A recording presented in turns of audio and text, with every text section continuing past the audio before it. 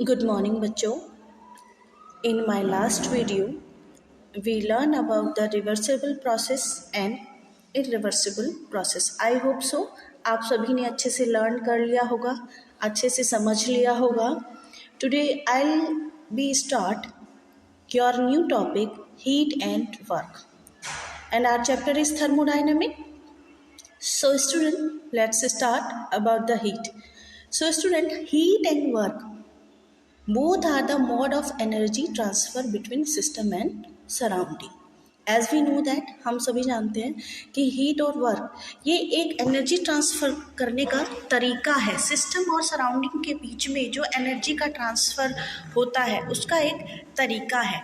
तो बेटा जो हीट है, heat flow due to temperature gradient while work is done due to imbalance of generalized force. So student, we can say that due to imbalance of generalized force या intrinsic properties, generalized displacement extensive property is produced. So बच्चों, product of generalized force and generalized displacement is work. तो बेटा जो product बनता है generalise force से और generalised displacement से, उसे हम क्या कहते हैं? वर्क. तो work done on the system can reversible and irreversible depending on magnitude of imbalance of generalised force. तो जो सिस्टम के ऊपर जो हम वर्क कर रहे हैं वो रिवर्सिबल है या इरिवर्सिबल है, this is totally depend on the magnitude of imbalance of generalised force. So student, अगर हम हीट की बात करें तो heat also transfer between system and surrounding in two ways. तो जो हीट है वो सराउंडिंग में दो तरीके से ट्रांसफर होती है, या तो रिवर्सिबल या फिर इरिवर्सिबल.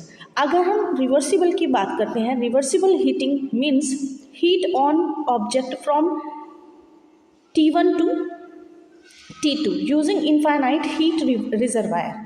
अगर हम इरिवर्सिबल हीट ट्रांसफ़र की बात करें तो जो हीट ट्रांसफ़र होती है across temperature different delta T. ठीक है. तो बेटा heating an object from 100 kelvin to 1000 kelvin by using heat reservoir of temperature 1000 kelvin is an example of irreversible heating. अगर हम किसी ऑब्जेक्ट को 100 से 1000 केल्विन तक गर्म करते हैं किसी रिजर्वायर को यूज़ करके, तो टेम्परेचर जो होगा हमारा 100 प्लस dt और 100 प्लस 2 dt, या फिर हम क्या 1000 तक हम उसको क्या करेंगे, काउंट करेंगे 1000 माइनस dt. तो बेटा जो 1000 kelvin is an example of reversible heating. So my dear student, you can clearly see reversible heating is hypothetical concept. हमने पढ़ा था कि जो रिवर्सिबल हीटिंग है वो क्या है? हाइपोथेटिकल कंसेप्ट है.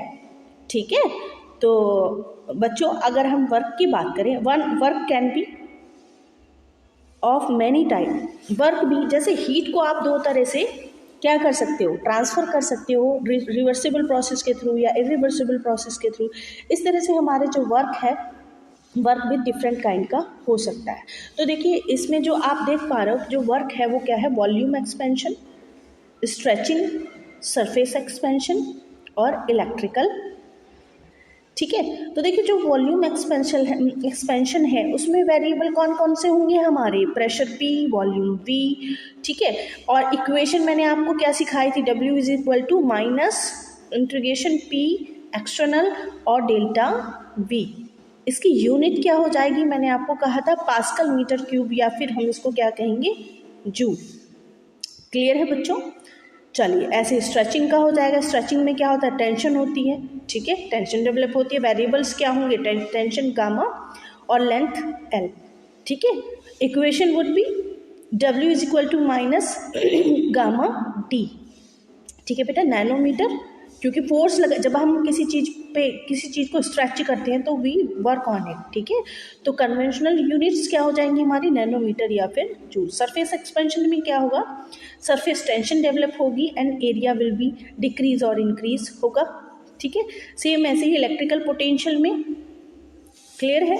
तो अगर हम पीवी की बात करते हैं, पीवी वर्क यानी कि प्रेशर और वॉल्यूम, तो बेटा समझते हैं. Consider a cylindrical fitted with a frictionless piston. Frictionless piston है ये, which enclose an mole of an ideal gas. तो बेटा जो हमारा ये पिस्टन है, फ्रिक्शनलेस पिस्टन है, इसको अगर हम किस में रखते हैं कि n mole of ideal gas को रखते हैं किसी कंटेनर के अंदर, और उसमें क्या फिटेड है हमारा फ्रिक्शनलेस पिस्टन फिटेड है। तो देखिए जो एक्सटर्नल फोर्स होगा वो क्या करेगा, एक्सटर्नल फोर्स के थ्रू हम क्या करेंगे, इस पिस्टन को क्या करेंगे, पुश करेंगे inside the producing displacement in piston. तो बेटा distance of piston from fix point is x and distance of bottom of point in piston at the same fix point is l। तो इसका मतलब ये है कि वॉल्यूम ऑफ सिलेंडर क्या हो जाएगा आपका L माइनस एक्स ए, जहाँ A क्या है, area of cross section of piston. Clear है। तो बेटा for a small displacement, small displacement के we represent dx due to the force की वजह से जो स्मॉल डिस्प्लेसमेंट हो रहा है उसे हम किससे रिप्रेजेंट करेंगे, ds से। तो work done on the system, तो dw is equal to f into dx। तो बेटा हम सब जानते हैं p is equal to f upon I, तो f इज इक्वल टू क्या हो जाएगा pa। तो इसे हम कैसे लिख सकते हैं, तो देखिए बेटा dw is equal to pa dx, यानी कि f की वैल्यू रख देंगे हम इस इक्वेशन में, तो ये क्या हो जाएगी pa dx। तो सो बेटा v इज इक्वल टू क्या हो जाएगा आपका, v हमने क्या माना था l माइनस एक्स ए। सो बेटा v की जगह हम क्या रख सकते हैं, तो dv is equal to minus a dx। Clear है। तो dw is equal to minus p external dv। तो बेटा during expansion delta v is positive and hence sign of W is negative. So beta work is done by the system and negative sign representing decrease the energy content of system. During compression the sign of delta V is negative which give positive value of W representing the increased energy content of the during comparison. So my dear student, our next topic is sign conventions। ठीक है, sign जो conventions हैं हमारे वो क्या है, according to the latest convention की अगर हम बात करें तो work done is taken negative if it is done by the system. तो बेटा वर्क डन नेगेटिव हमारा कब होगा, जब वर्क सिस्टम के द्वारा किया गया हो। ठीक है।